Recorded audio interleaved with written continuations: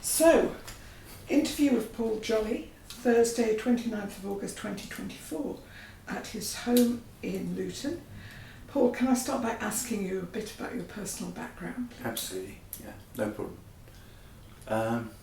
So I was born in Luton, so I am a genuine Lutonian, apparently. Sound of the town hall clock. In 1946.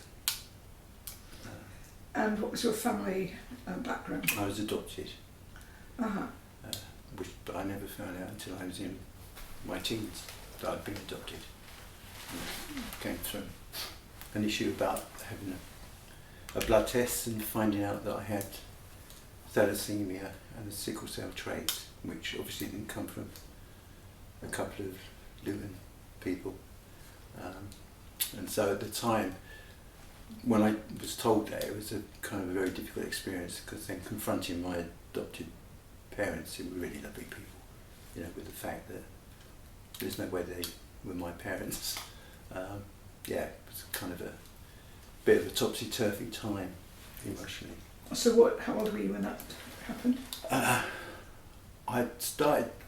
think I was about 17 or something like that. Or no, sorry, I would have been 13 or 14. And had they intended to tell you, but not got around? No, I don't think so. Mm-hmm. They were. So, I mean, obviously I kept their name. Their name was Jolly. What did they do for a living?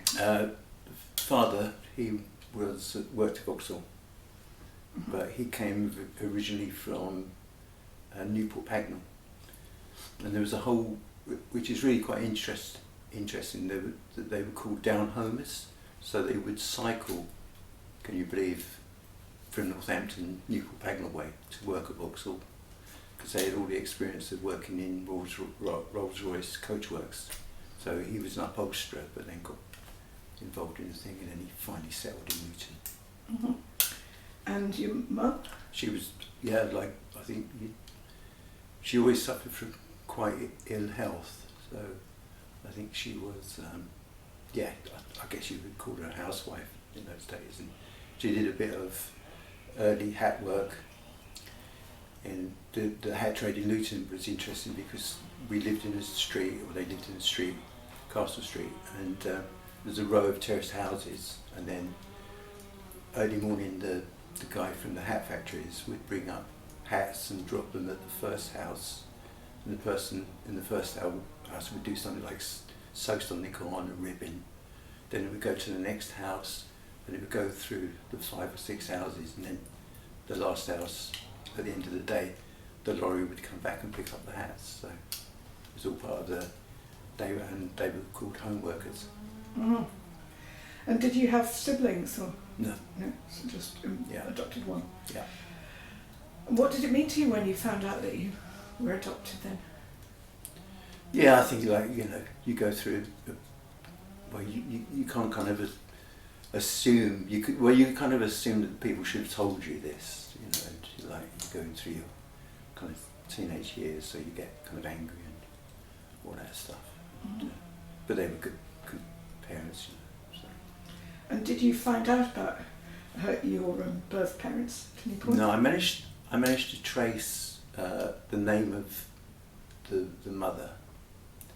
She had a surname Beadle, and then the father was always a mystery, apart from the fact that they kind of, bit by bit, and like kind of anecdotes from people who were friends of the family, that it looks like the father would have been a prisoner of war in Bedford Prison.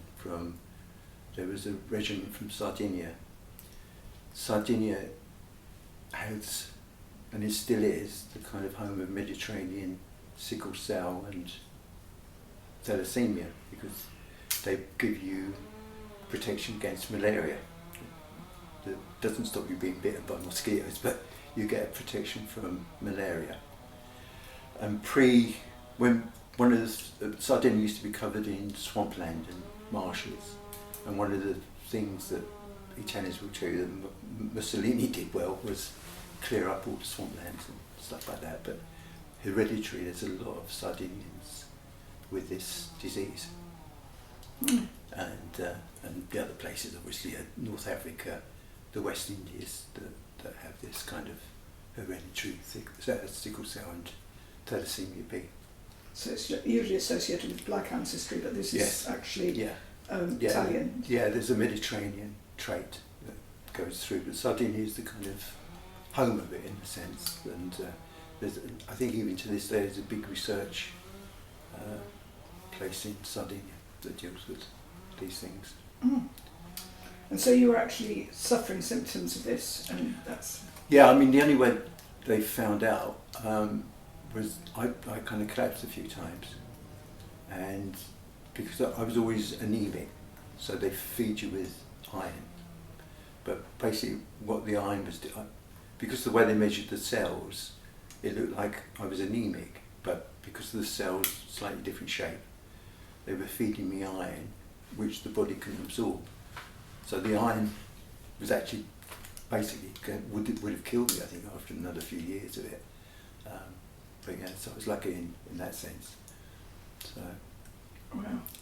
So I had plenty of iron. Yeah. So, and you went to school locally? Yes, I did. Yeah. Whereabouts? Queen Square, which was the junior school, and infant school, I think.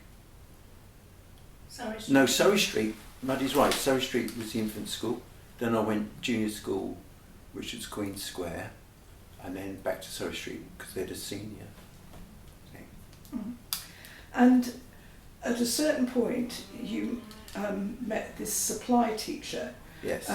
Had you a background in music? Had you prior to that? Only playing the flute. We had the school. The secondary school was quite remarkable because it was like, if you talk to people now from that period, half the student population became crooks, or the other half became police officers. You know, it was one of those schools had a kind of rough reputation. But there were two teachers at the school. There was Mr. Pritchard, who was a music teacher, so I learned to record and flute with him. And then there was a guy called Harry Moore, who was the art teacher, and he taught me a big lesson in life, which was about well, he taught me a lot about art. And then we had the supply teacher that came, Mel, Right. and that kind of is impacted on my life from that time. So was he... 1964, 63, 64, 63, I think. So he came in to teach music, or just to... No, he came as a supply teacher, just... cover whatever? Yeah, and basically he sat in front of the class for a couple of weeks and didn't do anything. He just read from a book. And a friend of mine called Ray Boyce, who also through his life got involved a bit with music. So we went back one lunchtime and tried to spy on him, what was happening, why. He was a fascinating character.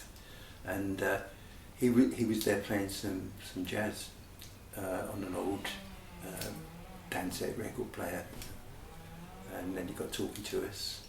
And he said, if you've got any interest in music, come meet me on Saturday. See, and like nowadays you can never have that relationship with a teacher, or you wouldn't even think about it. Mm. So we went down to meet him outside Vauxhall Motors canteen on a Saturday morning.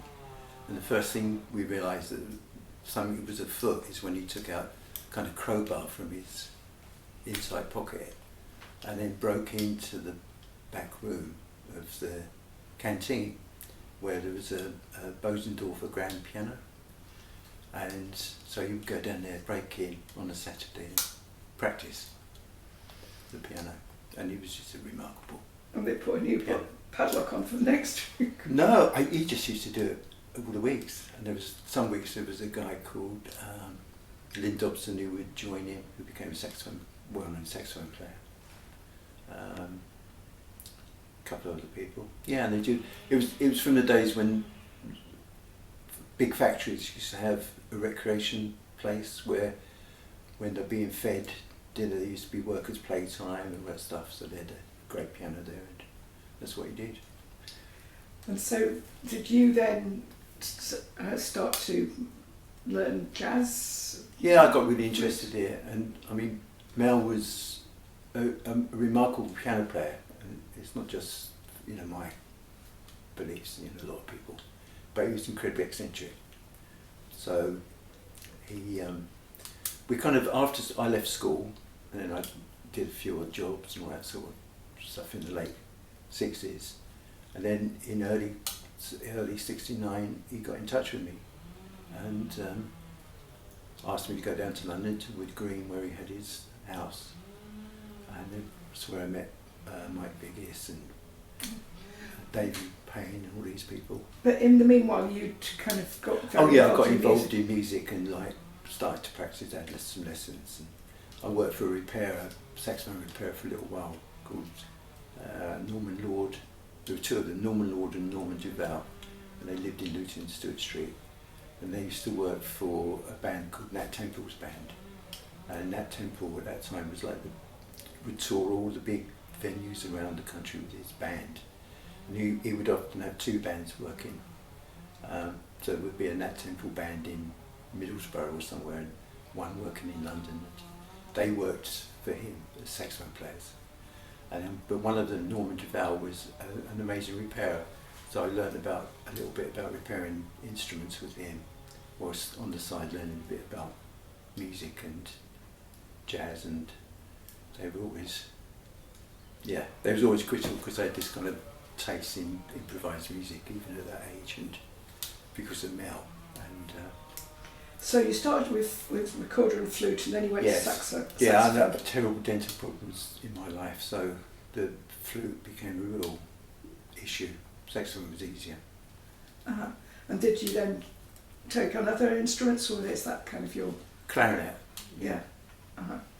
And meanwhile you started listening to jazz, I'm presuming, and buying records all the time. Buying records, yeah, and you do Saturday jobs and to earn a bit of money and buy a record, because in those days used to be record shops that you could go and browse and put headphones on and listen to. So who were your passions at that point? Oh, Thelonious Monk, and that was who Mel had kind of installed in us, even when we were at school. So he was the governor, and then there was, you know, obviously Coltrane and all those people. And did you, at this point, see this was a career direction, or was just this was what you were doing and doing these bits and pieces of jobs? Yeah, odd jobs. I worked in a children's home called Briar Patch in Letchworth for a little while, and and then got involved. You know, from '69 working with Mel, we started doing gigs, and there's even a record that's been released a few years ago of stuff we recorded in Holland, so which that was recorded at Paradiso in Holland in '69, and we did, it's crazy. So it's because of him, suddenly this new world opened up to you, and... Yeah, I mean, he changed my life, and but not just mine, everyone who was associated with Mel. So, love him or loathe him, everyone realised that he was a kind of a one-off, and people like Mike Biggis, for instance, who's now kind of a film director, did Leaving Las Vegas, all those kinds of movies. He's still in the music business, we still work together, and it's all from the people that survived from those meetings in 1969. So. And is Mel passed, yeah. Yeah, so what was his background? How did he get... God, that's a hard one. Yeah, I mean, I think he had Welsh background, lived in Luton at the time he was doing the teaching, then he moved to London and married someone called Patty. And so he did a bit of teaching. I think he was basically a self-taught pianist, but he could play in any style. He did all the old masters, Peterson and all those big characters, and but he was very, very eccentric. And what sort of ways did that show itself? Well, the house in Wood Green was like a semi-detached house with a grand piano that took up all of the room, and then there would be a shed at the end of the garden where other activities took place in terms of what people did at that time as being in the music business. So. Right. substances. Yes, basically. of course. Yeah. So is this kind of hippie times? Yeah. To some extent. But he was very, God, how would you describe it? In a sense, he was a kind of Renaissance person because it wasn't just the music. So he had attitudes about everything, visual arts, poetry, and yeah, he'd come out, not so much the hippie, he'd come out of the kind of Beat generation. So right. our lives overlapped at that point. So instead of carrying knives, we'd carry books of poetry around, Gregory Corso and Ferlinghetti and obviously Ginsberg and all those things. And that would be kind of part of the growing up period in Luton. I could name several people, and you'd meet at the church graveyard and roll a couple of joints and have read poetry to each other, which was like a bit weird when you think now, but yeah, interesting. And had any of that been kind of interest to you until you met Mel? I mean, were you bookish or were interested in the arts? Because there was another teacher at the school called Harry Moore, and he taught the arts. So it was a kind of a school where it didn't have huge academic output, and it was like one of those things, you could either do arts and music or you could do languages. You couldn't do both, do you know what I mean? So I've always failed at learning languages probably because of that opportunity that wasn't available then. But I finished up as a head boy at the school, so that was a crazy period as well. Okay. And because your parents, how did this come across to them? Was this a strange new world that you were moving into? Yeah, because of all that background, I think I kept a lot of all this stuff secret and didn't talk to them much about it. And my dad, adopted father, he'd worked during the war. He'd been in Burma, and he saw a lot of things. So he was very withdrawn. And now you know more about things like what's it called, PTSD. I think he probably suffered a bit from that. He had collections of photographs that he'd taken in Burma during the war that I still remember, being kind of quite horrific pictures, and traditions of when a Burmese person, male, died, then the wife would put herself on the funeral pyre as well, and do you know what I mean? It's just, and he had a series of photographs of those, and yeah, so it was interesting from that point of view, but yeah, he didn't converse much. Mm-hmm. So then you're finding this outlet where you can express yourself and talk to other people through all these art forms that are opening up to you. Mm-hmm. And so when you started going down to Mel's home in Wood Green and met Mike Figgis and so on, what was that experience like? How did that change that things? was just like, it was like a real community coming together, and I guess if you look back at that, it was just one of those accidents of life, really. But most of us have kept in touch, and not so often now, 2 times a year perhaps, we get together and work together again. And they'd all just kind of happened upon each other and then sort of drifted together. Yeah. Mm-hmm. And Mike Figgis, how did he come to find this group? Do you know? I think he'd come out of Newcastle, and I think he'd come into London, and I think he met a guy called Terry Day. He was one of the original members that set up the People Band. And then bit by bit, they were associated with the People Show theatre group as well. So you had the People Band and the People Show. So early 70s we did work together in theatre shows. And then the band and the theatre split up. Mike went from the People Band and alongside George Kahn, who was around at the time. And they kind of concentrated on working on the theatre side. And then the remnants of the People Band took off and went to Holland for a bit, and Charlie Hart and Terry Day came with us. Canadian clarinet player came with us, and we went to Holland for a bit, and so I was trying to balance that with life here as well. So You were making money from being part of the people band, and a little bit, yeah. But I mean, when you took out what you'd spent travelling to gigs and all that stuff, and then the after party times, but yeah, we did a lot of work in the early 70s. So this was parallel with stuff that was starting in Luton, obviously, but at Robert Street Arts Lab, and met Hoppy there, who was involved in early video production, and a lot of people show stuff there. So yeah. Were you living back here, or were you just sleeping where people's floors? No, there's a kind of I lived in a squat for a bit in Luton. Then I lived in a place called Purton with first relationship and stuff, and yeah, so that whole period was all full of kind of crazy computing. I mean,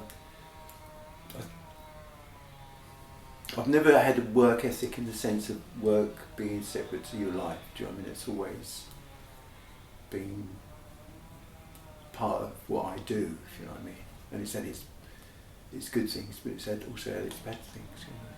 So you can't separate those things, so you carry on doing what you do. Mm-hmm. And you said in music that you were musical director of the In Triplicate Mime Company. Yes. Did that happen early on as well? Yeah, I can't remember the exact dates of that, but we did that for a year, well over a year, nearly 2 years I think, with Molly Gufile and In Triplicate, who had a lot of work, and we did that with Terry Day. So we'd work on stage with him, and we did work at the place in London, the dance studio, and quite a lot of touring. She was really good about mime. So it would be kind of narrative mime. They would have like stories, and they would be quite long stories that we would, and then we would provide music on stage with them. And how had you come across them? I think we did. Also at that time we were involved at there was a thing called London Music's Collective in Gloucester Road, Gloucester Avenue. And then there was the film cooperative there, and then there was various theatre things that happened there as well. Where was this? I think it was it Gloucester Avenue or Gloucester Road? Mm-hmm. It's all gone now, but there was the London Musicians Collective there, and London Film Collective. So there was a lot of kind of work going on, that kind of idea of combining people's talents, not, you know, so you bump into people. And I think some of that is what made the work in Luton so successful, and that was a kind of understandable thing at the time. It wasn't unique. It was that whole thing of collaborating with other people through different genres and all that kind of stuff. And I'm not sure how we got the job. I think Molly was looking for some improvising musicians, and Terry and I kind of fitted that bill. Mm-hmm. And were you in some of the early people shows then? Yeah. Mm-hmm. But not the very early ones. Mostly my work with them. We did Drury Lane. It was called an Arts Lab, wasn't it? I think Drury Lane. The Arts Lab, Drury Lane, yeah. Yeah, we did that, and then obviously the Robert Street stuff. One thing at the ICA I did, but most but when the band left, it went different ways. And did you perform as well as play as part of those? No, it's mostly just playing. Mm. Yeah, there was a kind of improvisational context between the shows, and then the trust for the band to add texture and all that kind of stuff. And then one night, I think it was at Robert Street, there was an enormous fight on stage because the audience actually thought it was part of the show, but it was that basically the people show Mark Long thought there should be a little bit more structure, you know, because the band was a bit archaic, you know, anarchic, not archaic. It was a bit anarchic, yeah, and so there was a kind of a bit of a fight on stage, and the audience thought it was part of part of the show. But in fact, what it was the separation of ways between the improvisers and the structuralists. Can you remember the show and what was happening in it? I remember Jose was in the show, and I've got an idea it might have been the same show where Mark, as the audience arrived, Mark shook the hands of everyone who came in, and they went through this little curtain, and then Jose, the other side, just punched someone in the stomach because the audience went through. So it's like a bizarre people show. Yeah. And that was Robert Street. Yeah, that was Robert Street, I think. Yeah. What do you remember about that space? Well, I loved it because it was a really. I mentioned Todd who worked there, did all his early video work, and it was like a real collective space. So you might turn up early afternoon to do something in the evening, and then you'd meet other people, and that's how people just got to know each other, I think. And that idea of kind of social spaces for arts, I mean, I've kept with me as well, I think. And I think most of the people in Luton that worked at 33 had that idea as well, as, you know, social space, accessible social space for creative people, produces amazing things, amazing collaborations. So at that point, was there anywhere like that in Luton, where people kind of hung out and made work together, or was that something that was yet to come about? No, I mean, there were people in Luton, there were musicians and people in theatre, and dancers and painters, all that kind of stuff. And there was a whole period of like pop-up shops and, you know, doing projects, and there was this group, Refleks. We're now in the kind of early 70s, I guess, 71, 72. And so they were kind of, there was a spirit there, and Linda got involved at that time, and you know, so it's starting to happen, yes. And you're kind of experiencing something like that in London, and then realising that's kind of what's needed everywhere. Yeah. Right. There wasn't no, you know, imposing kind of ideas. That there was at that time. I think it was a kind of undercurrent of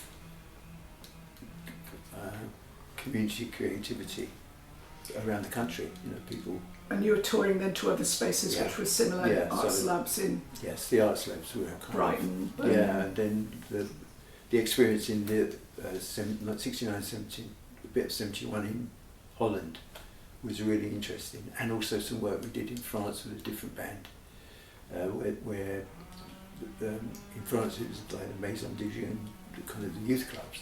So the youth clubs, instead of just having a table tennis table, would have creative activity. It could be silk screening, it could be, you know, music gigs, poetry, all that sort of stuff. And that was kind of, I don't know if that still exists in France, but that was different then to what was happening in the youth club movement here. And in Holland, what kind of space? In Groningen, and that we played, there were those kinds of spaces with, so we'd play in quite bizarre places, you know. And in Amsterdam itself, it was more organised venues like Cosmos and Paradiso, and there was another place, I can't remember what it was called, that we play regularly. There would be, in Holland particularly, there would be big audiences for basic improvised music, which is something that wasn't happening here. So that was, it still doesn't. And what, young people mostly coming along? Yeah, young people there. I mean, in Holland there was like a bit of drug culture going on. So the Paradiso it was well known for its amazing light shows, and these were light shows that were made from oil lamps, you know, the discs with oil inside, and as they turned, the oil would change pattern, and that would be projected on stage and all that sort of stuff. Do you remember, did you meet Jack Henry Moore at all at the Arts Lab? Because I think he was doing that kind of work. Yeah, can't remember that. In the Drury Lane one, but and he did eventually move to Amsterdam. Right. So it was he probably took all that with him then, perhaps, yeah. Affinity there. Yeah. And so I'm interested in Refleks. How did that come about, and who had set that up, or insofar it was set up, or? Yeah, there was Tim Powell, obviously, Martin Green, a guy called Phil Imber, who sadly passed away recently. And they all came from different backgrounds. Tim was a musician. Martin was, don't know how you describe Martin, he was a kind of jack of all trades who was very involved in technical things and how to make something out of nothing, all those kinds of things. And Phil was involved in like the punk music scene. And so alongside all of this, there were kind of places in Luton, like the Royal Hotel, that Refleks started putting on gigs and film. So it was never about one genre that was the interesting thing. You know, there was a film presentations, you know, kind of avant-garde movies, all that sort of stuff. Programming music, and with kind of international artists. We had Anthony Braxton and Derek Bailey there, and Steve Lacey. Amazing people played there. And then there was like in the Royal Hotel, there was like Paul Young's band. It was his first band. He became a pop star, you know. And then there were kind of punk gigs, and and even the People Show did a big in-house performance at the Royal Hotel, which I don't think was ever documented. And so, when would that have been then? Because punk stuff, that's very early for names of punk. Yeah, Luke was very involved, and I don't know what the date was. Perhaps Muddy remembers, but was it the Damned that performed at? Yeah, we didn't put gigs on at the Royal, I don't think, after '76. Yeah. So it must have been around that time that they were there, which was very early on in the punk scene. Yeah, absolutely. Yeah. But it was, that was the Damned, but then the punk scene built up, especially as we moved to 33, because that gave them space to actually work in more than, you know. So was there a sort of decision that you needed a space, or did space come first, or what was the sort of process there in terms of finding 33?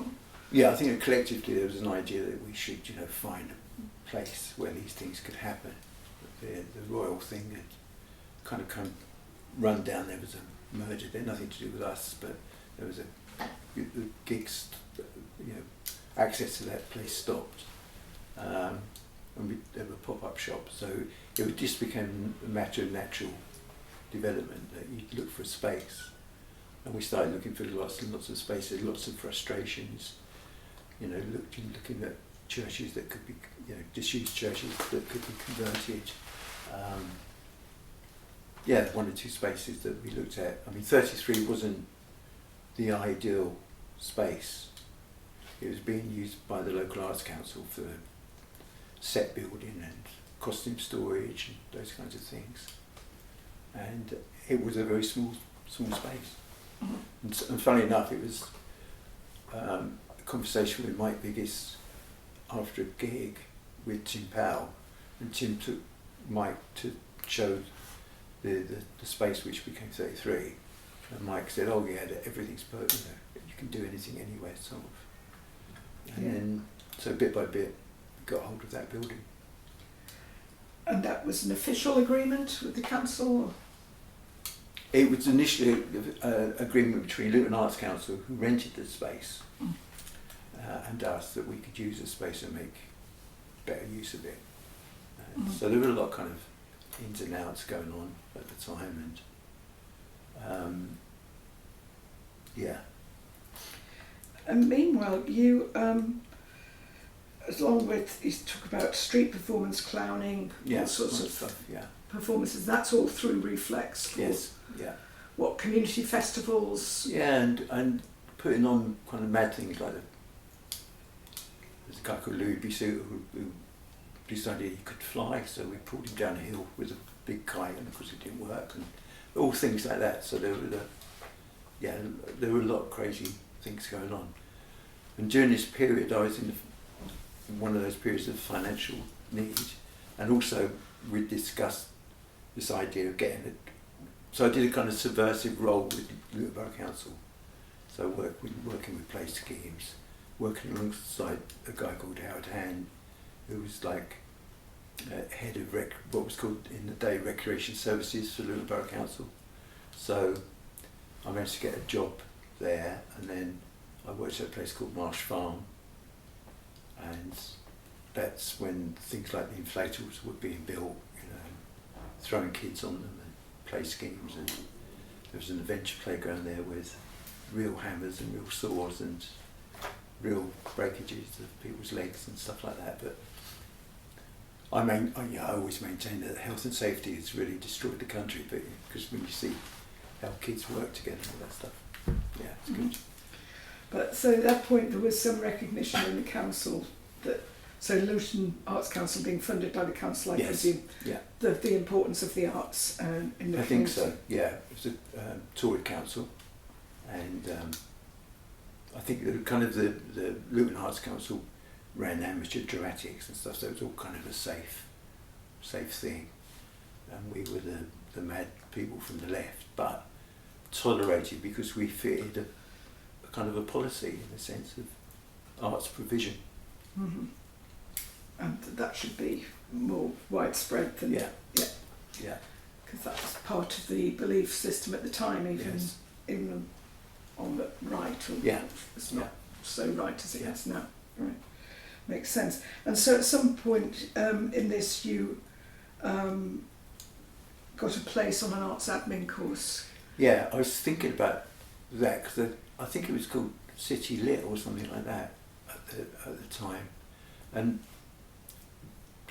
Howard, I'd sort of found out about this, and Howard supported the idea that it'd be good for someone working for the local authority to attend this course.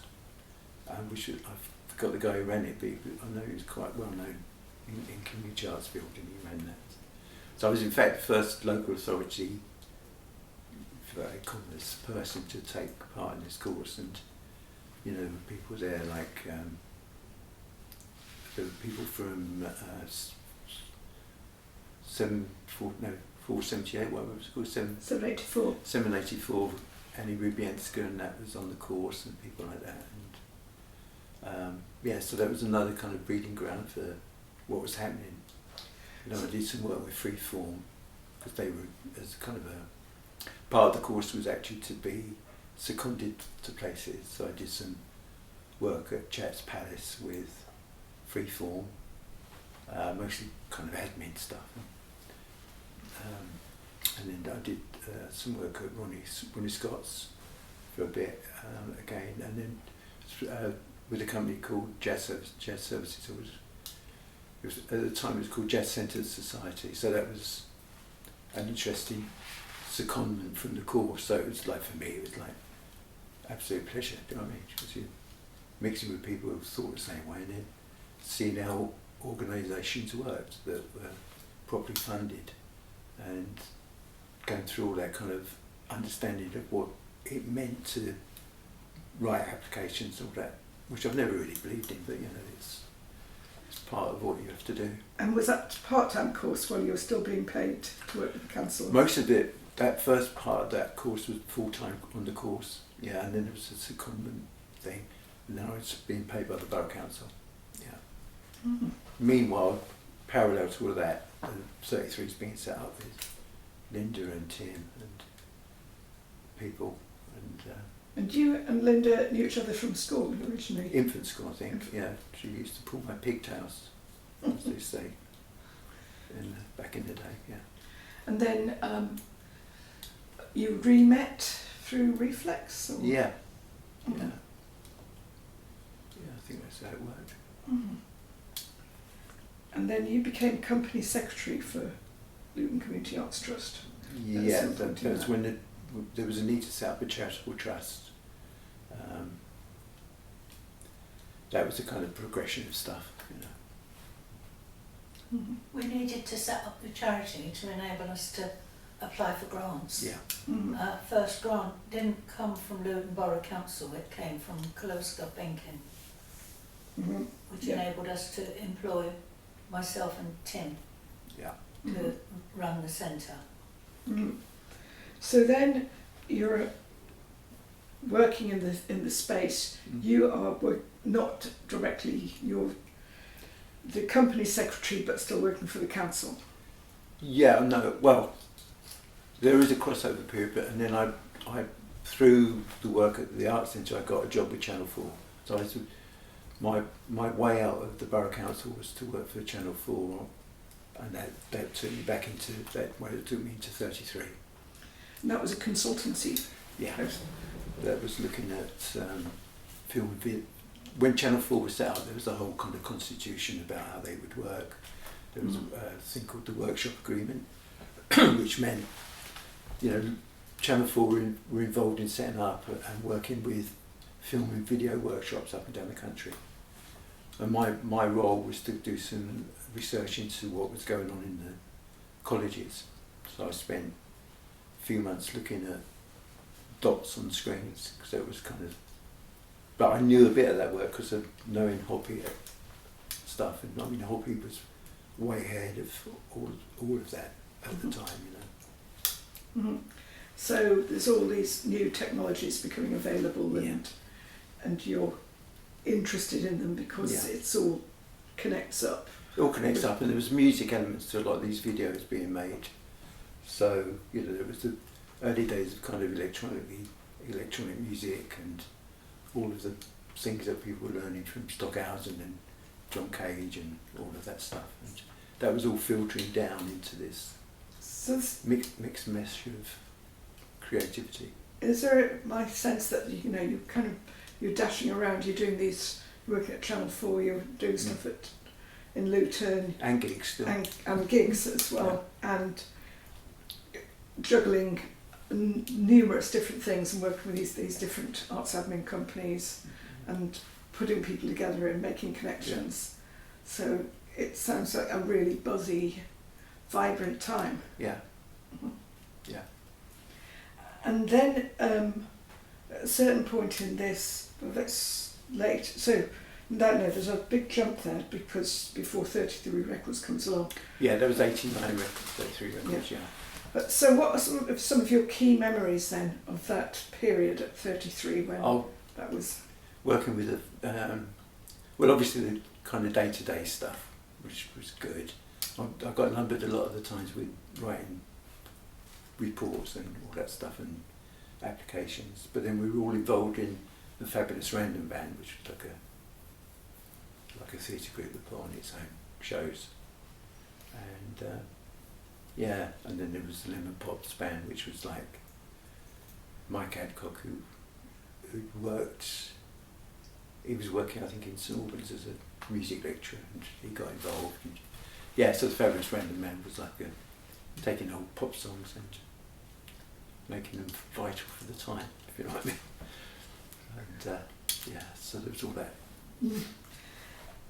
And did you perform elsewhere or just at 33? No, we did work with the Random Band. I think we did some stuff, and we did a cabaret show that used to float around, and Muddy did magic acts and singing acts and all that sort of stuff, and there was magicians we had. I used to do a thing called Kevin Keegan, what was he called? Kevin Keegan. Kevin Keegan or something. So I would wear a half a Subbuteo pitch around my neck with 2 posts, with a gold net and floodlight on a football hat on my head, and wear shorts and all that sort of stuff. And then you just invite people up to try and blow the ball into the net while I'm holding it, and I'd have a whistle and all that sort of stuff. And we did that in a couple of places. One place we did it, and I was working with these 2 guys, and the whole place went, I think it was in Stevenage, or it might be Living. The whole place went really quiet because I blew the whistle and I sent one of the characters off. See, but apparently this character just come out of prison for doing GBH or something. It wasn't the thing, but he took it in good. Can't remember if that was in Stevenage or Luton. That one. I think it was in Luton. Was it in Luton? I think you did it in Stevenage as well, but yeah. It was Wolfie, wasn't it? Wasn't his name Wolf? that was right, yeah. My goodness, yeah. Dangerous people. Yeah. But we had a great relationship with kind of the people on the edge of criminality at the time, you know, in terms of the art centre. And it was like, because it attracted people from different walks of life. When we, some of the work we did there, like the theatre shows, you know, we did a show where we needed the audience to sit in an aircraft. It's a gang of carpenters and builders came, and they actually built a fuselage that the audience sat in, and they were portholes, so when the audience sat there they could see when they were taking off. We had speakers under the seats, and they'd get the whole experience of taking off, and then the aircraft would be hijacked, and that was the kind of start of the show. So yeah, great things happened there. So you kind of, when you want to make something happen, you're kind of phoning people up and saying, or putting the word out that you need such and such, or you need somebody who's going to do that. Yeah, someone often knew somebody, and Martin, who I mentioned earlier, he used to build stuff as well. Yeah, they were great days because you didn't think about it, you just thought you had the idea of a show, and we'd all come from that kind of background, because that's the way we work, and then you'd sit and work out a show, and or sometimes you would just work out the technical details of the show, and then the show would develop from that. So there would be lights, slides, visual effects, special effects, and then something would be built around that. So. But what we didn't do, and part of what this project's about, is reminding people to always think about documentation and stuff, because we didn't. We just went from one thing. That, you know, we were so tied up in the process that we didn't think about all that. Mm-hmm. And would this just be a kind of group that initiated them, who met once a week, or every day? How did it go? God, no, I mean, it was. I wouldn't say everyone lived together, but it's what it felt like sometimes. Mm-hmm. You know, because the day would start often at 10:30, 11 o'clock in the morning, and then if you got away by 11 o'clock at night, you were lucky. That was an easy day. Mm-hmm. And if there was a show on, you know, you may be finishing at 1 or 2 in the morning. So they were long days, and it was like, I think the idea was to take Sunday and Mondays off. Sundays very rarely, because there would always be a group coming in to rehearse, you know, or that kind of thing, or an exhibition or something. So I finished up with just bits of Monday off, and that went on for years, you know, and took its toll in the end. Yeah. And were you two living together at the time? Yeah, but I think that's one of the. I think if you work and live together at that intensity, it has its drawbacks, you know, at the end of the day. Oh. Do you want to say more about that? Or? Not necessarily, because I don't think it's for public consumption, but you know, it isn't easy. No. And I think unless you live through that, you don't kind of quite understand it, and you know. And there was a kind of obsession about work as well, and you always felt that you needed to do this or you needed to do that, and you know, if there was a band booked in, you needed to be there, and yeah. Mm-hmm. So. And in terms of funding, you were getting and making enough from the work to get by? Yeah. I mean, no one ever got paid very much, and the grants varied. You know, later on during the project, we had was it Manpower Services? That was early on. Yeah, that was early on. That's paid for the community arts workers. Yeah. Always, and extra bits and costs for travelling and transport to get them about. So, you know, any project that came in funded it, but salaries were never a big point. No. In that. I don't think anyone ever earned more than, I believe that was towards it, earned more than 16 grand a year before tax and sort of stuff. And I don't think that was even at 33. I think that was later, but no, maybe it was. But that was helped by the last project with Luton Dunstable Partnership. Absolutely, yeah. They put money in, and I Yeah. think there was a slightly better price, money for staff. So that's really then when we got about 16,000 a year. I think we were talking a bit about Channel 4. Oh yes, Yeah. yeah. And the consultancy that you did there, Yeah. and how that came about. Yeah, I think that came out of this whole thing about the Channel 4 constitution and the work of the film and video groups around the country.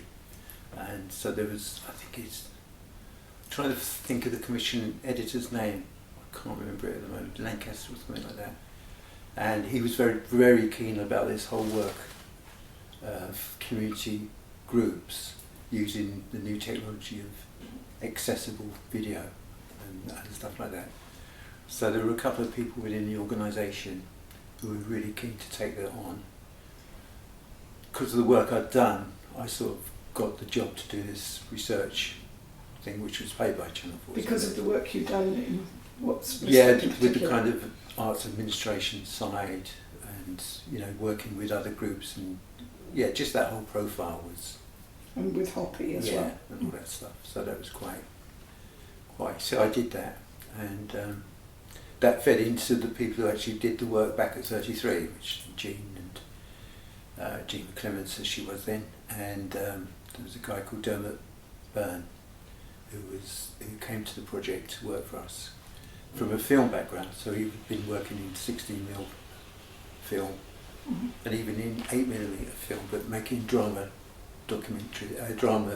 productions. So all of that tied into the kind of,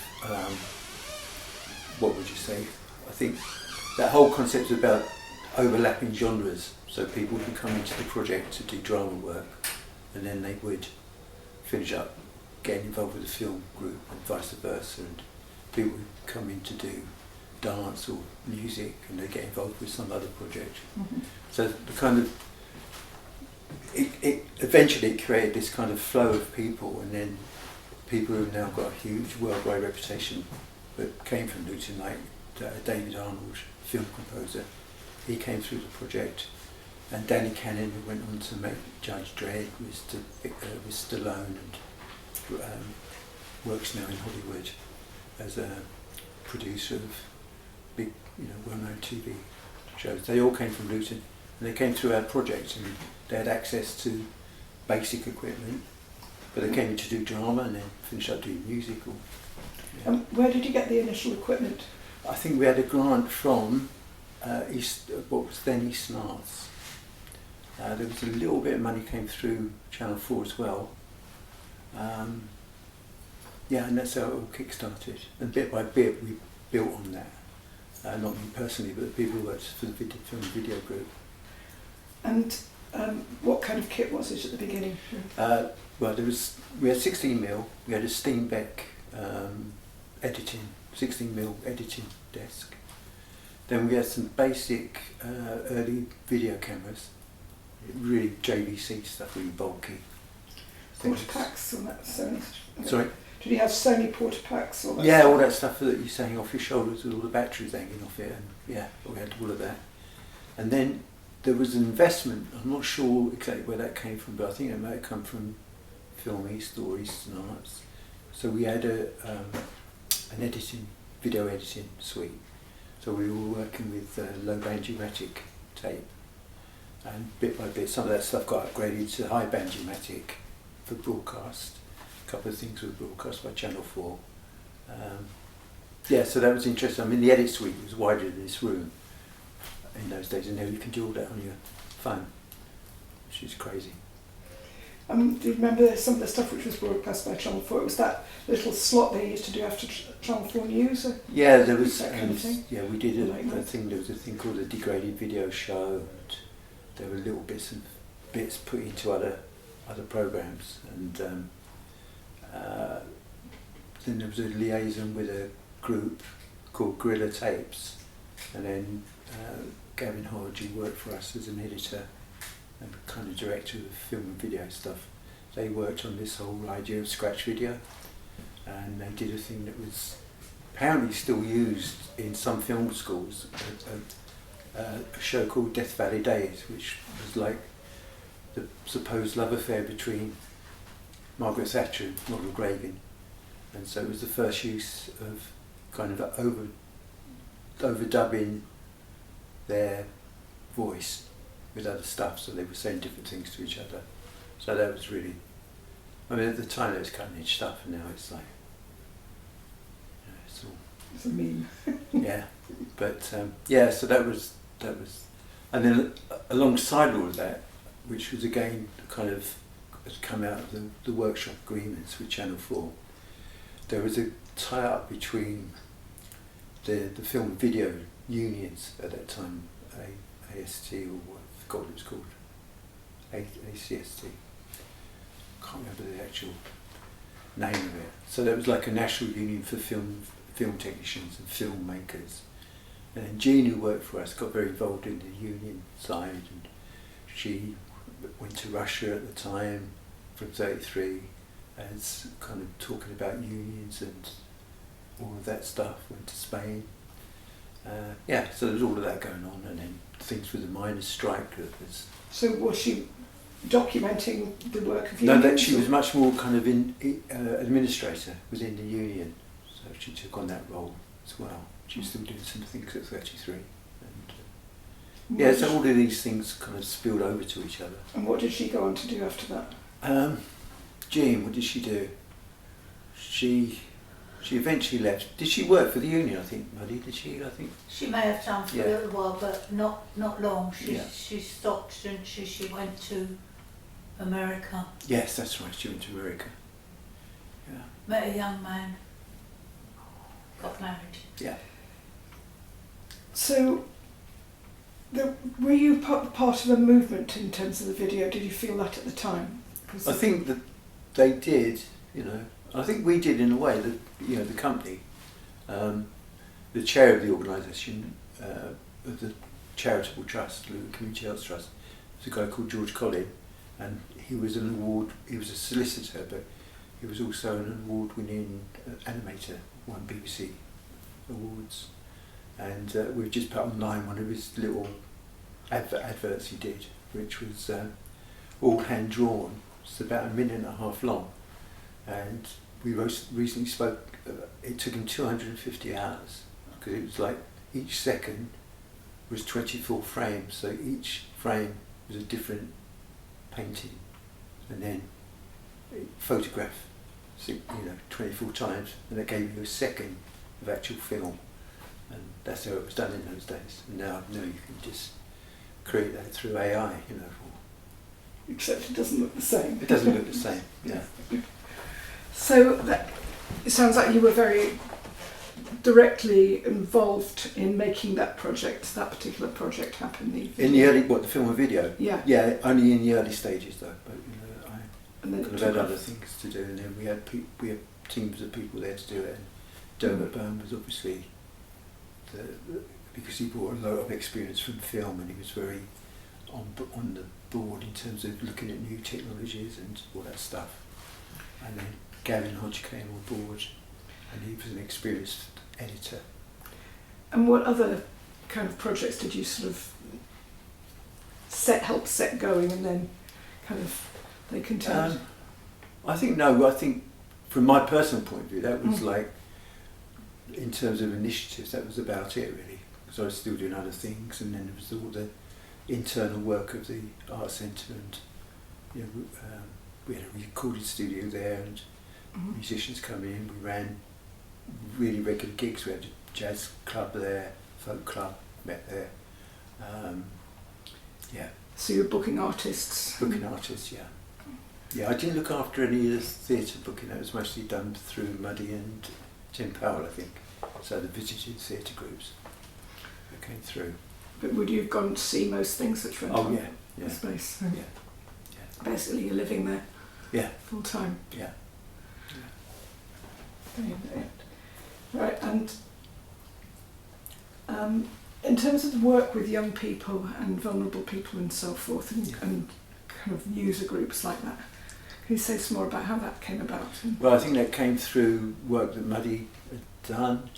There was a lady there called Sue Smith got involved. There were kind of various projects that went on, and then we had a guy called Hugh Byrne, who was a photographer, and then this idea of using Snap, which eventually became the Social Needs Awareness Project, but it meant something else originally, didn't it? I think, Muddy.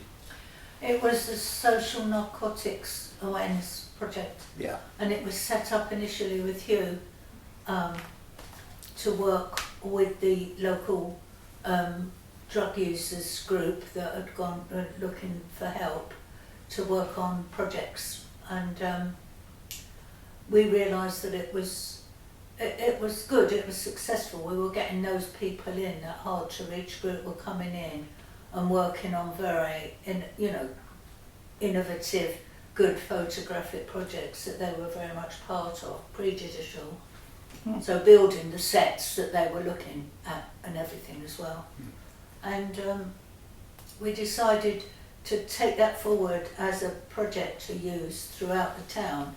And so that's when we applied to the Luton Dunstable Partnership, which was European funded, to run this social needs awareness project, to stretch it out to other groups that needed help, not just drug users. So that's where SNAP came from.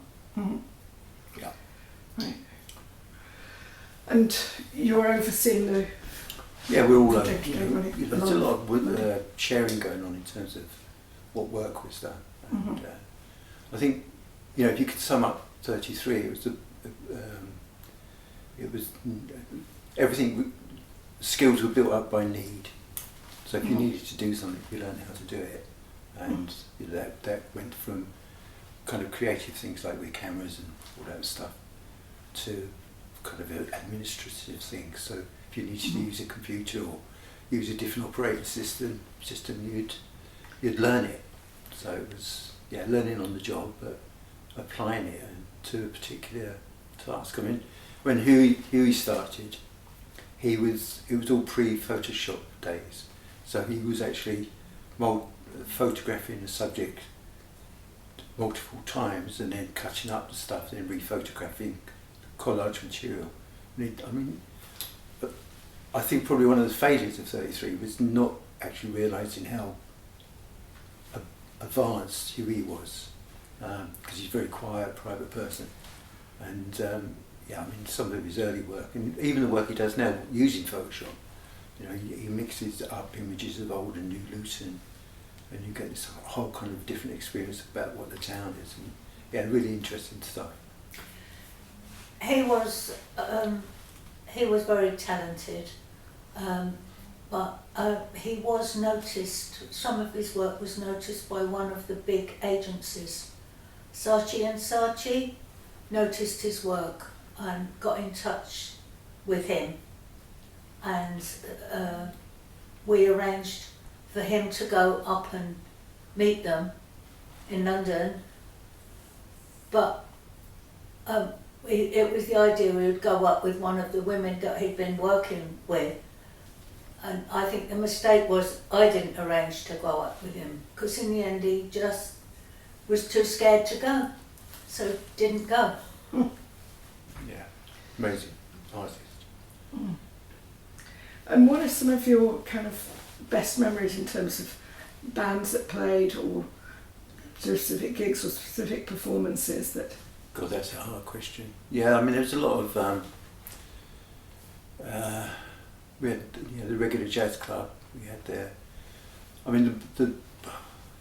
guess if I have to really think about the one gig at 33 that was very, very special with Mel Waldron, who used to be the pianist for Billie Holiday, and he was touring the UK and he played for 33, and I often say that it was the first time I saw grown men cry, because he played a ballad.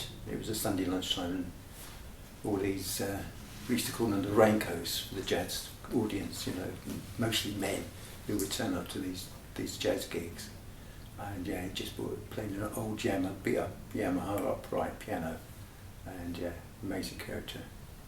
Mel Waldron. Yeah. And what about theatre? Oh, theatre, well, anything that the People Show did. Because the People Show used to use the space as a kind of rehearsal, trying out space for their bigger shows. Even the big shows at the ICA, they would work, and we had very small theatre space. And I always remember we had Emil Wolk. He used to do these tumbling things, and because there wasn't enough room in the space to do the tumbling, we kept all the doors open, so he'd run from one end of the building with the doors open into the performance space, so that he had enough speed and everything to do whatever he was going to do. I mean, crazy things. And then the one People Show that sticks in mind is they did a dentistry show, and we had an office below the performance space, and could hear they were coming in, usual time, come to set up, you know, and start working through things. And then we could hear this unbelievable sound of drilling going on, and couldn't work it out. And then eventually we found out that the People Show, to make everything look right, they'd put the dentist show upstairs, but so it was realistic, even though it was a run-through show. You know, I think they probably did a week's performances there, perhaps even less. They drilled the concrete floor out so they could bury the water tubes that fed the dentists, you know, the kind of stuff. So it was all, so the dentist chair looked, no wires coming from it, everything was buried under concrete, even the water supply to the, yeah, things like that. And how did you build your audience? Were people just happen upon it? Did you have a sort of sense of marketing strategy, or was it? Mostly word of mouth, yeah. It was tiny. I mean, you're talking about 40 people would fill Go the to the space. theatre. The theatre wasn't much bigger than this room, to be honest. But the thing about the whole centre, you know, I think you talk to any pundits and stuff, it was all word of mouth. You know, there was no internet, there was no Facebook, there was no Twitter and stuff like that. But there were the bands that used to play there, the local bands would rehearse in the place. The cafe was very important as a social space where people would just wander in, and that's how a lot of people got involved with the projects, because they would wander in. There was a gallery, there was a dedicated photography gallery there. Yeah, so each of those, you know, and eventually we had like 20, 30 people working on community arts projects. So those people, individuals, have only got to know 10 other people. You've suddenly got an enormous audience for things, and it's. And what about recognition locally? I mean, did you kind of feel like you were becoming part of, right from the beginning of the town's, I suppose they call it offer these days, did the council recognise that you were doing something really important? Yeah, I mean, if you fast forward the whole period, we survived under, you know, a Conservative administration locally, and they were grant funding quite a lot of money to us, and there was money from Eastern Arts and stuff like that. There was a councillor called Betty Dodds, who was a Tory councillor, but she was very interested in the arts, so she was a big supporter. And there was kind of representation from the community. The council used to have things like the Recreation Services Committee and stuff like that, and they would invite people, participants in the arts, onto those panels, and they would be involved in the decision-making processes, a bit like the old Arts Council panels worked, where you'd have practitioners not deciding about your own work, but deciding, you know, a whole range of arts, and you know, we have, like, for instance, we have in Luton, we have, which nothing to do with 33, but we have an important Hamilton Finlay sculpture in a park in Luton, and that was all generated through Howard Hanna, I mentioned earlier, his passions, and then the support of the local community to put it in place. What about schools and colleges? Yeah, like if you look at the People Show, for instance, we'd always do workshops in the schools, and especially with the local sixth form college, they would, and that again would generate audiences. And the sixth form college in Luton had, I've forgotten his name, forgive me, but he was very proactive in terms of getting kids through. They had a really good drama society, and then we had a Barnfield College, which was more a technical college, but people got interested in photography and other art forms. And I asked you about theatre and about concerts. What about art in the space and so on? Yeah, we used to be a first Sunday of the month art exhibition, which run by a guy called Gerard Kentwood, who's passed away, but he was an amazing artist. He was kind of looked after incredible intricate drawings of parts of the town that were being knocked down, so he would, not photographically, but he would draw them and all that sort of stuff. And then there was exhibitions by local artists.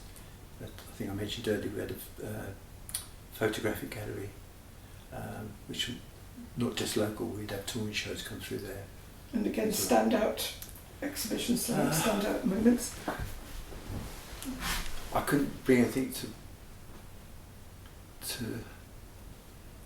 I'm not sure with naming something. We had a guy called Adam Geary who worked for us, who was a professional photographer, and he came in to do some work, and he kind of curated a lot of that work. So a lot of the people who worked for us did their own little bits and pieces, and so was the rest of us who held it all together, I guess. What about dance? Dance, well, there was the dance group that Linda was involved in called Women Against Nuclear Dumping. It was a dance group. We had visiting dancers like Brodwyn Geddes came in and did shows. There were kind of projects. London Contemporary Dance brought in a touring educational thing that we helped liaise with local schools and colleges for performances. So all those kind of contacts. And in terms of the programme, I mean, was it something, were you kind of reacting to what was offered to you, or how far were you kind of making? There was a lot of people who came to us because they, over the years, they realised there was a venue just outside of London that, where people could get home at night, come down to the train and do a gig.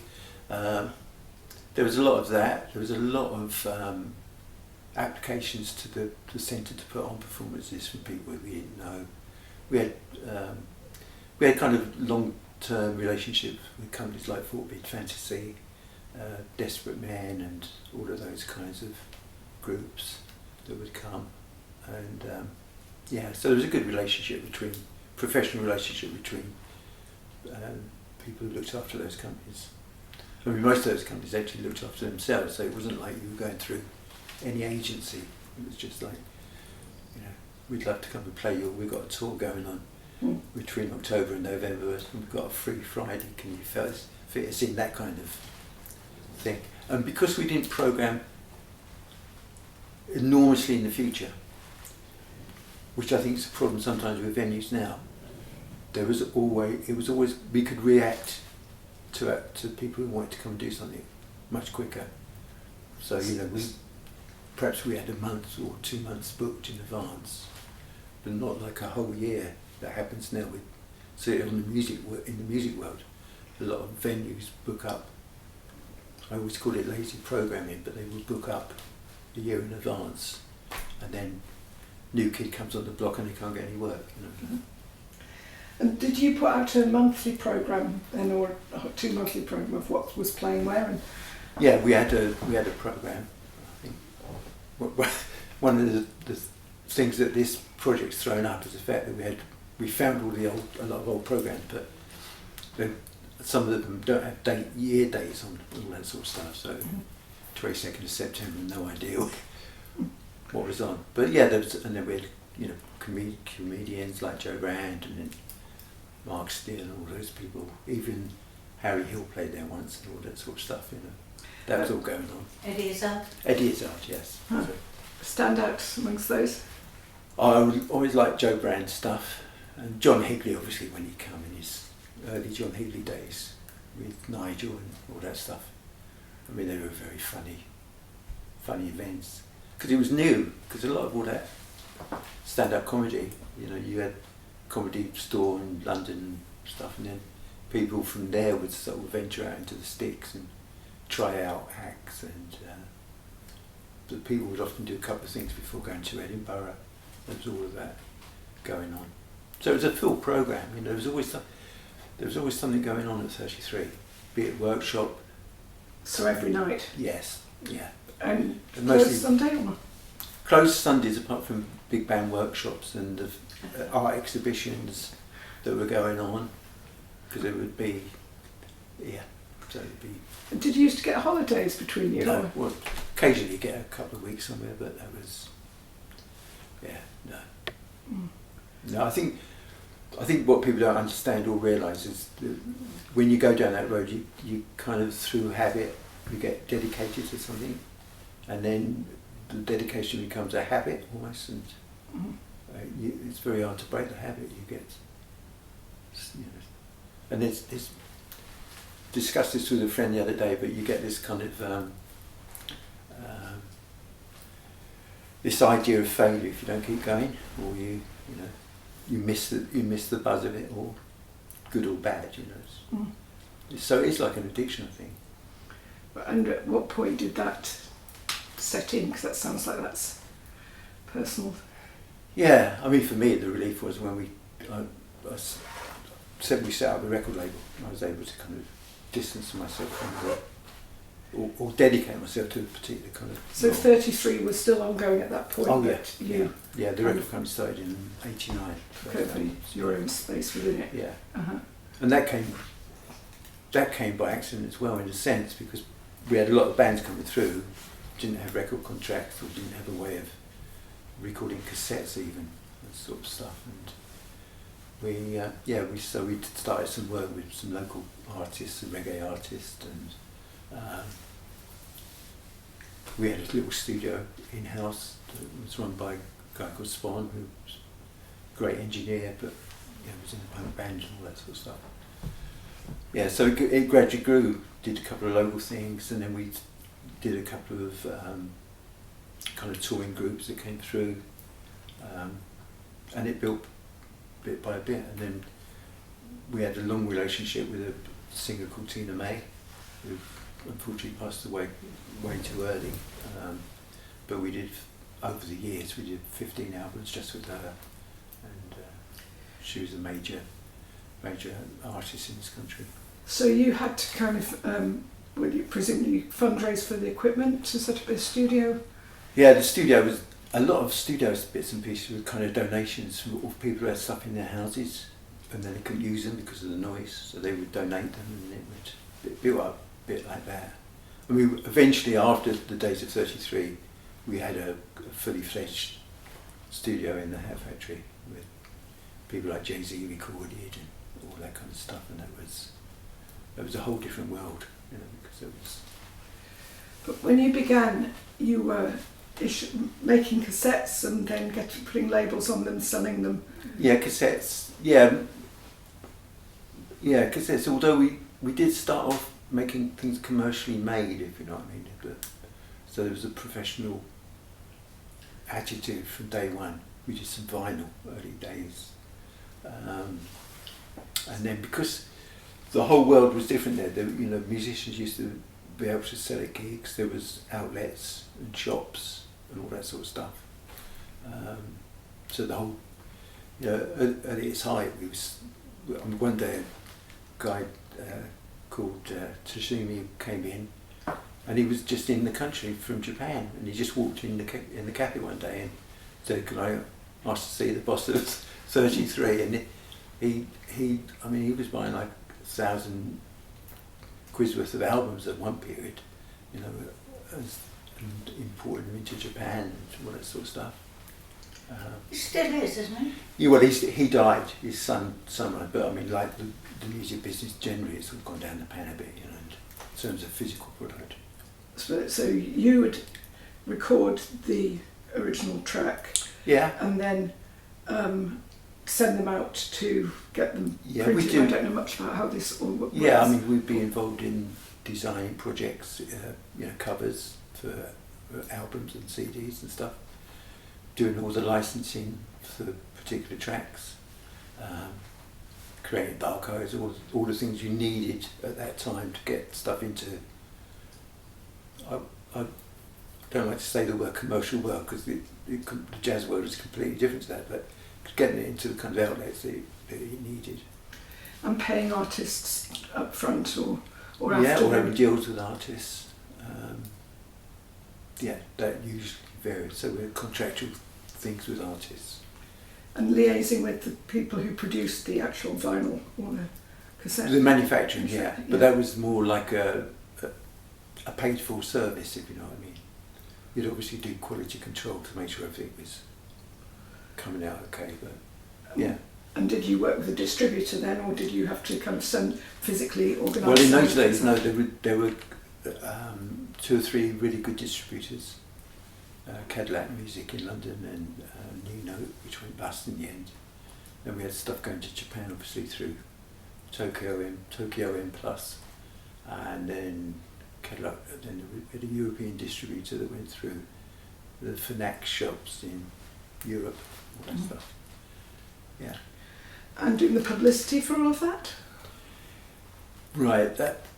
So this is where it all falls down in a sense, is that we eventually became probably the biggest independent jazz label in the country, but the downside of us being the trading company for a charitable trust was there was never enough money for publicity, so you were always relying on goodwill from the magazines, the trade magazines and all that sort of stuff. Whereas at the same time there were a couple of companies opened by very rich people who had the money to throw at publicity and stuff like that. So they became commercially more successful than we did. But that was just the circumstances. So we relied a lot on the goodwill, the work we did as designers and all that sort of stuff. Looking after all the kind of bits and pieces that you needed to look after, like licensing and MCPS, BRS licensing, and looking after all the publishing situations. So it became a job within itself. And it kept me happy because I was in the world that I knew and still working. So, do you know what I mean? It was, And when you sold albums and so on, were you responsible for then distributing revenue to all the to different people, yeah. So there were deals like where people would keep, if they, and this came happened slowly, but it did overtake, is where artists, so frustrated by the whole system, would produce and manufacture albums, but they didn't have access to distribution, so we would become like first distributor.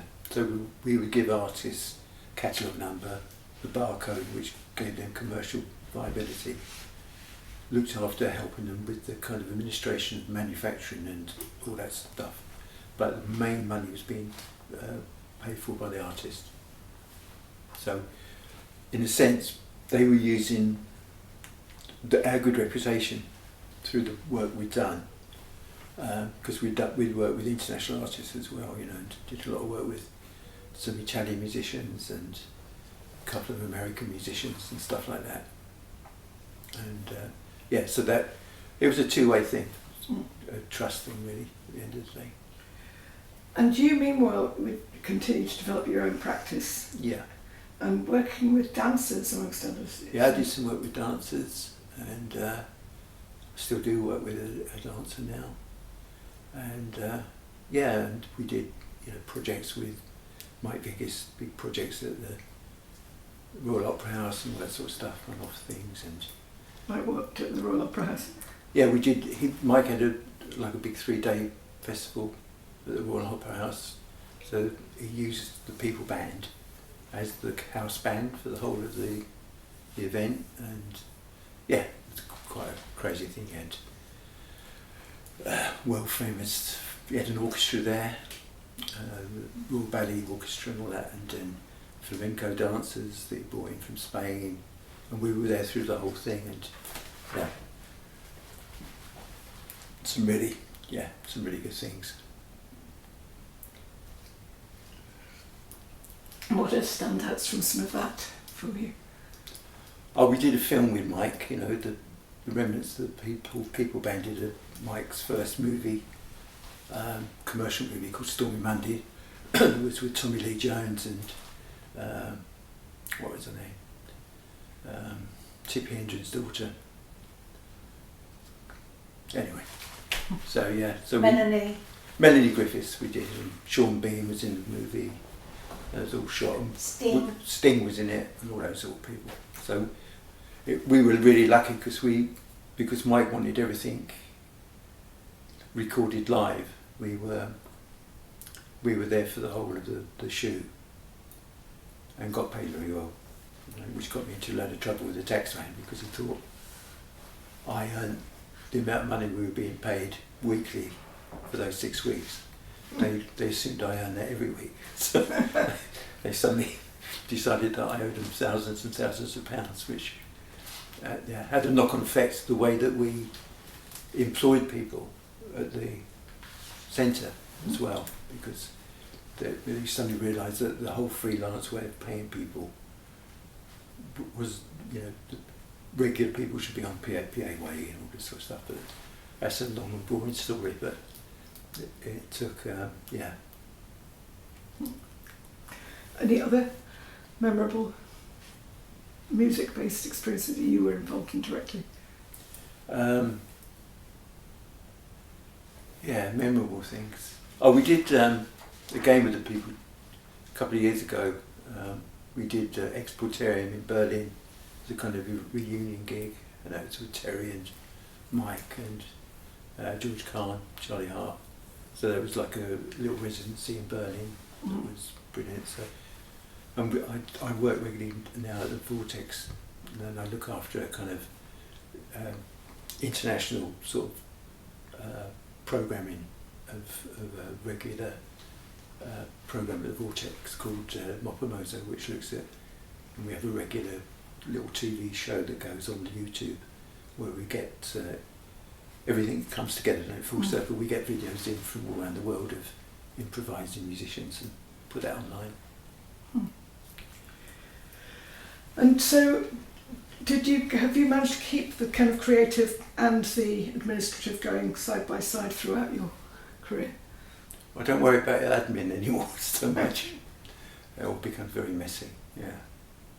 But yeah, it's having the energy to keep certain things going. And I'm doing work at the moment with a woman called Petra Haller, who's a tap dancer. So I do very extreme work with her. She's a tap dancer, German tap dancer, lives in London. And she had several projects on the go at once. And on one of her projects where she tap dances and I play the bass clarinet. So, and that's really enjoyable work, you know. She's quite young, but she's old school in her attitudes about work, and she has huge work ethic. And at some point in this, you have to leave the building. Can you say something about that? Oh, when we left 33 Yeah. and moved to the hat factory. Yeah. Right. Well, we've kind of. Well, when Luton moved from being a Conservative run council to being a Labour run council, there was a huge shift in attitude to us. So under the Tories, we were kind of the radical left Marxist anarchists who ran an arts project. When Labour came in, under kind of quite a Stalinist regime, we were suddenly the middle class creatives. We hadn't changed at all.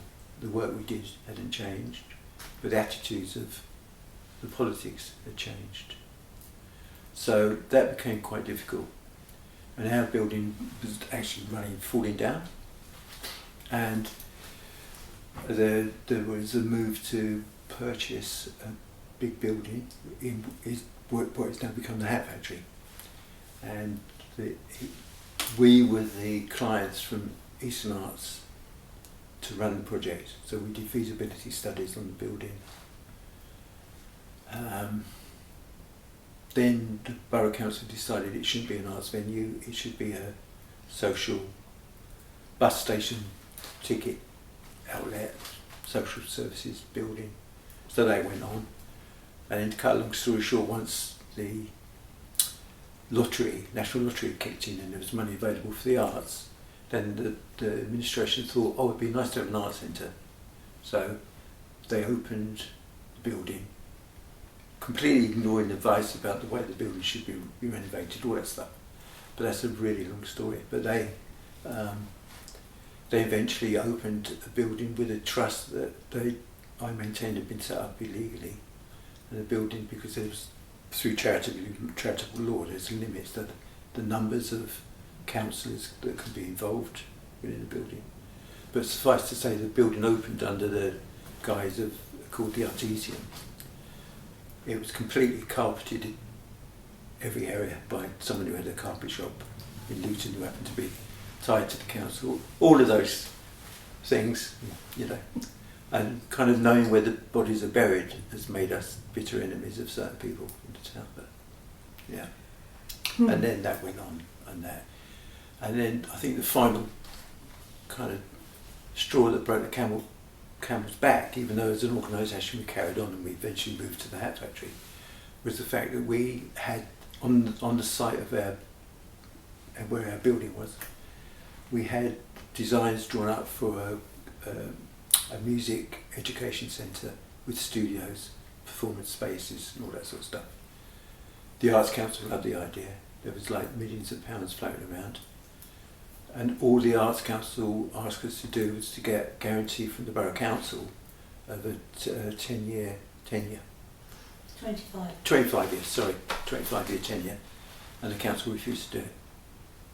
And so then all that money was lost locally.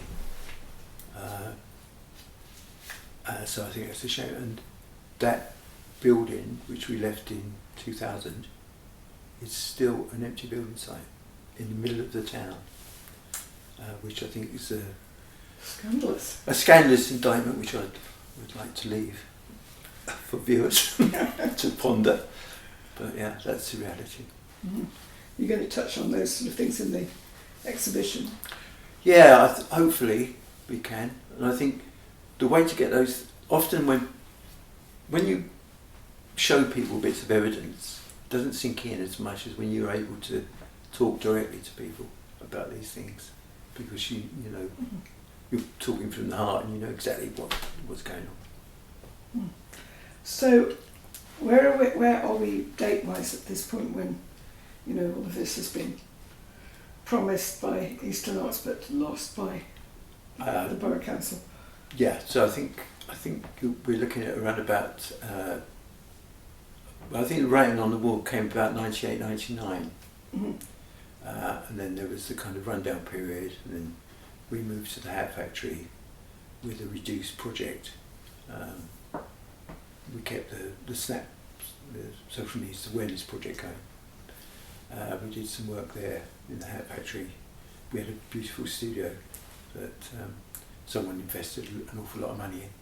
The grand piano, we had musicians from all around the planet coming there to use the facilities. So that's a whole different story. Really. Do you want to tell that story, a bit of it? Well, I guess the bigger issue with that was that even though we were ticking all the boxes in terms of the town opening its doors to Europe and all of these kinds of things, so we had major artists coming from Europe to record in the studio, to the point where we had musicians walking around the building and a member of the building staff would come and say, "God, have you seen that so-and-so's in the building?" And you say, "Yeah, well, they're recording upstairs." That was the kind of way it went. And then the powers that be decided the building needed renovating, And so they asked Dave, who was running the studio at the time, Dave Worcester, who had invested a lot of his own personal money in the studio in terms of equipment, could he move out for 6 months. He just looked at them and said, "You're using my oxygen," and he walked away and took everything out of the studio. And the renovation took about 18 months, so the whole idea that you could, but to have the kind of idea that a company that's been run properly can close its doors one day for 6 months without any, you know, I mean, especially when you're looking at commercial income and all that sort of stuff. Just none of it makes sense. But, you know. And so how did you survive them during that period? Well, we kept going with the projects, the SNAP projects. There was some outreach work that went on at that time as well that was done. I looked after the record label, and we've soldiered on really to the point where we are now, where this archivist project is. So that came out of that period essentially? Yeah, kind of the ideas for it and the fact that, you know, we had there was some history there that was important, you know, it made kind of really important artists to come through that project. Mm.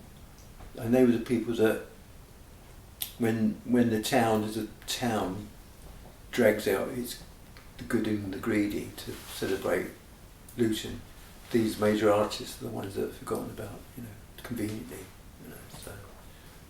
So it's really, I mean, this project tries to redress that balance really. And so it was set up when? What this? The first ideas towards the Heritage Project. Oh, I started thinking about pre-COVID, to be honest, and I put in an application, and there was a lot of mix-up. But the heritage people, because the idea was to have a book, I thought a book would be lovely, and they didn't like the idea of a book, so after COVID, rethought the whole idea. I still think there's a book there, you know, which is, it's like, I mean, I like books. It's sort of the antidote to online culture in a sense, do you know what I mean? But that's old school. But, so then you began to bring the team and... Yes, yeah. Right. I'm going to pause it. So I just wanted to ask both of you together about the last sort of phase of the project post-Hat Factory, after you'd been turfed out effectively for the renovation, and you went to a new space, number 77. 77 Hightown Road. Okay. Yeah, so we had a sign which said 33 at 77 put outside the shop, which was quite nice. Excellent. And how did that come about then? Well, some people who used to be associated with 33 back in the day, they'd been running an art project in there. There'd been various different projects in there over the time, but the last one was an art project doing art workshops and things. And who was that doing that? Liz Aldous and Caroline Wallace. Caroline was our main administrator at one time, and she was sort of doing the admin for Liz's project that was there. So Caroline was paying the rent and sorting it out, and that was a project that was in there. I don't know who Caroline was actually working for then. She wasn't working for us, but yeah, she now works for the Arts Council, doesn't she? Yeah, she does now, but I think then she may have been working for the council, was she? Or possibly. I can't remember. Anyway, she was there, so she was going to leave. Her project had run out, whatever she was doing, the funding for it. So we knew that shop was becoming vacant. It's got a lovely shop front. It's a really nice looking window, really, you know, good looking place. Quite small. Pub one side, bookies the other. A vape shop over the road. So it was right in the middle of Hightown. Vibrant little community in Hightown. The oldest part of the town, really. Victorian buildings and all of that there. And you'd been funded at the Hat Factory by the council? Or? It's the Borough Council with money which came from the airport, I believe, didn't it? Yeah, through Luton, LLLLA or something, thing it was called, but it was the airport, because Luton Borough Council owned Luton Airport. So obviously a way of getting money on the profits from the airport, probably, instead of, it was used to fund local projects. Yes. Mm. And we'd been funded for our SNAP project through them over the years, again through the drug and alcohol services, but to do things for more than just that. But through that department we had good contact with them, and that carried on really, and we carried on doing projects from there. Obviously we couldn't do many projects in there because it's a small, sort of no bigger than a shop really, So you could rent space elsewhere, or? No, we just had that, and we'd do projects in other people's spaces. Okay. So we didn't do our own projects and rent spaces for them, but we'd go into schools or community centres, or sometimes people would come to us and we would set up a photo, put a backdrop up and take photographs in there, particularly with vulnerable groups, and it kept it small. So we were still doing odd projects in there and keeping it going. And so it's primarily just the two of you running? Yeah, just us two Yeah, then. just us two at the time. And it was also storage for the albums, record storage for the stock, basically, at the time. So were you doing the distributions at this point, or? Yeah, just carrying on with all that, and lots more projects coming out from the record company for that period. Recording new artists? Recorded, yeah. And were you still putting on gigs? No, not necessarily, because during that period the Bear Club opened in Luton that we were helpful with at the time, which became a dedicated jazz and blues venue. It still exists after lots of ups and downs. Yeah. It's just been bought by the football club, which has kept it going, the Bear Club. So, which is great. Uh-huh. Yeah. Luton Town Football Club. Yeah. So you were advising them, or? No, we put in some money of our own to start with, which with the guy who set up the Bear Club. We put in £3,300 each, so it was like 233s, which helps, and then we got our investment back within about 6 to 8 months, I think, and the Bear Club kept going, and although it's under new ownership, and there was kind of problems with the building, but the building eventually got sold to the football club, and the football club have now drawn up a 3-year lease for the Bear Club to remain in it, so that's like quite nice, all these things happening. And the football clubs, whatever their ups and downs, they're quite, community based as well, so which is great. Yes. This all sounds very well knit in lots of ways. Personalities apart, you've got, they've got the airport, which is owned by the council, which is great to have that kind of income stream, I suppose, and then the football club as well, and they're all supporting things you'd totally I think would Luton's support. going through a lot of change at the moment. It's positive change, I think, in the town centre building work and all of those things. Yeah, the opening up of the river and the town and everything. I mean, we're both Lutonians, and it's good to see things happening in the town, and for all of its bad reputation, we know none of that's true, and every time new people come in to make a film about the worst town in Luton, they'll change their mind once they get here and start making films, and they get to like it and realise that it's more than what the press say about us. Yeah, I've got a friend who from Valencia lives in the town now, a visual artist, and she's just doing the entire mural outside the enormous mural outside the Mall. So all the things, lots of really nice things happening. It's not the Mall anymore. What's it called? It's called the Point. Oh, the Point. Forgive me. There you go. Okay, the name's It's changed. The name's changed. It was the Arndale that we used to talk about, and then it became the Mall, and now it's the Point, but we still call it the Arndale. Okay. And so at some point within this time, you decided that it was important to focus on preserving the archive of what had been achieved by 33, as 33 was now at 77. Yes. And you were probably approaching. Yeah, so I think after COVID, sort of relaunched the idea of this and then rechanged it to be a kind of digital archive and reapplied to Heritage Lottery funded. Mm-hmm. That's it. And meanwhile, Linda sorted out a different way for the shop to move forward. Right. Yeah, because also realising, you know, with COVID and everything closing down, so that we couldn't do projects anymore. We'd got a bit of money left in the fund.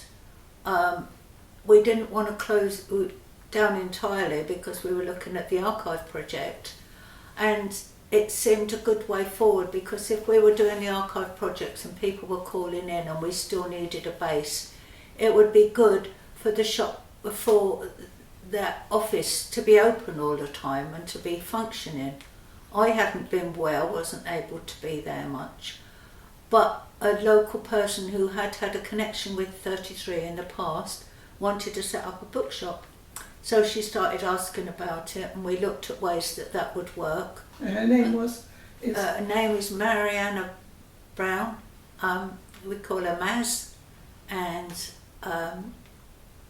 she wanted to set up a shop called Brown's Books. So it's a second-hand bookshop, and that's the way that so in a way it was the Trust's last project that we did as the Trust to support her in the fact of letting her use our premises. I mean, there was a cooperation between the two of us. It meant that it had a presence there, was open. If we weren't there, that someone could come in and leave something or say something, and it was good to support it, because without having somewhere as a base, she wouldn't have probably been able to get funding that she was working towards getting. Yeah, so it took a couple of years, and we funded it for 2 years, I think, didn't we? Yeah, and then we introduced her to the landlady of who we paid rent to, and said we thought she would be a good new, person to take on the building. She wanted to make changes, put them together, and so as we paid our last rent in June this year, she took on the new lease. And she's got some funding as well? She managed to get funding in that time, so that was the last project that we supported, has now got its own independent funding. And what's for that? What's that for? The bookshop. Just to run the bookshop. Yeah, she does little poetry readings and things like that, and she, if a local author has a book coming out, little openings and things like that. But it's predominantly a bookshop that works on second-hand books, but it's stocked really well. So yeah, it's a nice kind of. She did do a lovely project actually, where she got a lot of children together at the different children's workshops to write stories, or to write their own ideas of stories and get them all written down. And then she had a local author, a local writer. I think the guy who does run Utter Luton helped her, but then other specialist people really helped to put these children's stories into proper, to iron them out to be proper stories in there, and films were made of them reading. So it was a whole project that worked successfully. So she does things like that in there, and it's a really good thing to leave behind from our last project as the Trust as such, before the archive, that we're working on. So it's an archive project. It's not just about creating an archive and having events during it, but it's having a legacy beyond it. Oh yeah, I think we've always been strong about the fact that legacy, and people can learn from it. And I think as we've spoken earlier, that whole idea of looking at the way projects are funded, so instead of bottom-up fund, getting bottom-up funding back, and this kind of top-down funding which only supports the organisation, looking at the way that people. It's going to be a big battle, because it means changing the views of the Arts Council about things like that. But I think grassroots funding produced major artists through the work that we did, I think it can still do that. So people need resources and places to meet, and with the decline of the arts coming off the curriculum, increasingly, yeah, they need a space to explore what they might be interested in. So you're in terms of where things are so far with this project, which obviously isn't completed yet, but what do you think has been achieved at this stage? What the important thing? Well, we kind of realise there's a lot of people that are interested in that in our past. You know, a lot of the people that went through the project were like young and now grown up. They're sort of elderly people, a bit like us, and but their experience, like the experience for me when I was growing up, you know, you kind of interact with people and it changes your life. There's, you know, been a lot of feedback about how important 33 was to people's lives. You know, and that's if nothing else come out of this project, that's really good. So, Certainly. yeah. Yeah, I would say that as well. It's sometimes you just, you know, things can seem quite difficult and that, but then doing this project and getting, although in a way for me it's been quite traumatic going back all over that history of the last nearly 50 years of looking at different things that have gone on within there. Some of the comments from people of the years that have come up have been really heartwarming and brought me to tears, some of them, when I think about it and what people have said that it's meant to them. It's been wonderful to know that you were part of making that happen in this town, and yeah, it's lovely. So having had your own lives changed by encountering key people or spaces, that's obviously been something you've passed on to numerous others. Well, that's what, Yeah, that's what legacy is about, isn't it? I guess, at the end of the day. And you know, when I look back over this project and look at people who've said things, I think that we have done. So good. Excellent. Yeah. Thank you very much. Crying You're again. welcome. Yeah. I hope we can fade that, can't we? That's fine. It's understandable. Okay. Cool.